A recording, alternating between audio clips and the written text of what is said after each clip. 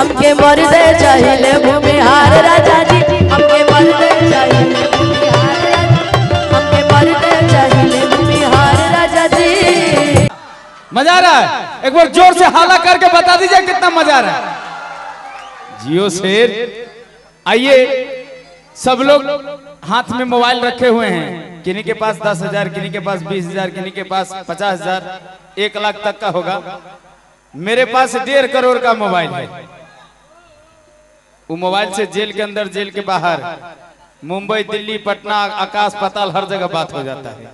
देखना चाहेंगे क्या? देखना चाहेंगे?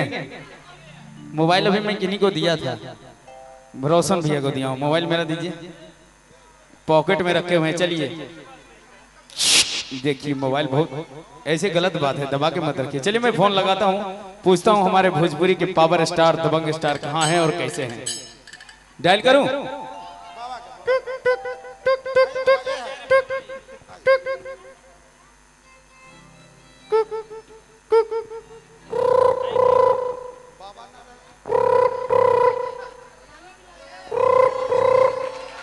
हेलो भैया नमस्कार, कैसे हैं? अभी आप ही का गाना अनुपमा जी के माध्यम से पुदीना वाला सुन रहा था, मुझे बहुत मजा आया।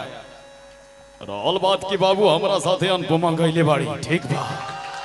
रहल बात की पुदीना इतना हिट भइल बा बता नहीं की सकत। भैया मैं आपको कॉल किया हूँ सिर्फ एक डायलॉग सुनने के लिए, भोजपुरिया राजा का। तो अकेले आजा चाहे झुंड में आजा, सबके बजाइला बाजा जब सन केला भोजपुरिया राजा। ते अपना सरकार के कह दे कि बेकार के काम मत करस। पवन सिंह बेटा मूड बनने में टाइम लगता है। भैया ये बहुत पुराना डायलॉग हो गया, कुछ मैं चाहता हूँ थोड़ा जिद्दी आशिक का हो जाए। ना मन बे, अरे ते प्रोग्राम करे खातिर गइल बाड़े के हमरा से डायलॉग सुनबे। भैया सोचता हूँ थोड़ा सा सुना दीजिए प्लीज। एगो अंगूठी पहिरा देला अगर तू ओकर हो जेबे तो होइले हम पहिरा देता नहीं। अब तो तू हमार हो जाइबू नु। ई धरती पर हमरा सिवाय तू केहू और को नहीं खो सकत ना होके दे। भैया ये हो पुरान हो गई, कुछ दूसरा सुना दीजिए। रख, दिमाग मत खराब कर जा, ठीक बा। अनुपमा बाड़ी जा, उनका से गाना सुन। अच्छा चलिए भैया, खेसारी जी हैं क्या? थोड़ा बात करा दीजिए उनसे। ले बाबू खेसारी, विवादित आदमी बड़े, तू ले। हाँ हाँ देखा बाबू, हमारा बड़का भैया से बात कर लिया है, हमारा कंफ्यूज मत करो। खेसारी है बाबू, सबसे हजम नहीं होता है, देख लो। भैया बहुत बढ़िया, बहुत बढ़िया। लालू जी हैं क्या? थोड़ा लालू जी से भी बात करवा दीजिए, उनका हालचाल पूछ ले। ना मानोगे तो है लो। चाचा चाचा, अब कहाँ का चाचा? चाचा अरे कहा है का चाचा? अरे तुम कभी जाता हो समाजवादी का प्रचार करना, कभी जाता हो बीजेपी का प्रचार करना, लालू हो सबसे बड़का। हाँ अरे लागल लागल झुलनिया में धक्का, बलम कलकत्ता चले गए। कहीं का लो आनंद मोहना से बतियाओ। अरे हम तो बतिएबे करम, चाचा कहा खिसिया रहे हैं। अब पूर्वक तुम ही लोग बतियाओ। अरे हमारा यादव जी का प्रोग्राम है, अनुपमा यादव जी प्रोग्राम कर रहे हैं।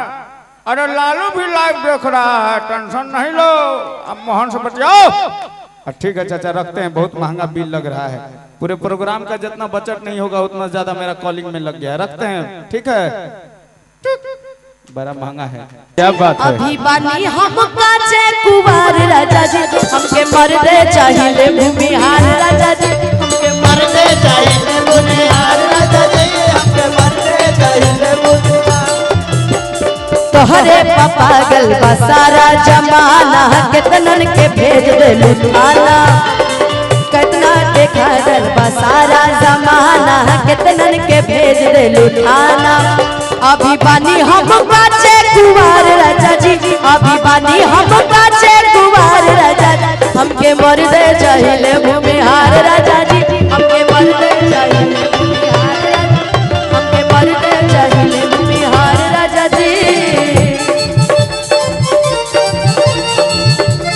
कबो कुवार वाला बाजा, ऐसन मर्द नहीं मिली पाई, ऐसन मर्द नहीं मिली पाई। हमके दुल्हन बनाना ना दोसर लेके जाई। मजा कोनो दोसर उठाई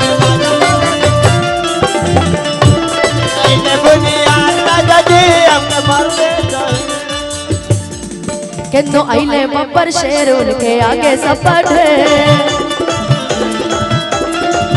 चाहे जिला कोनो होगा होगी दिल में लगता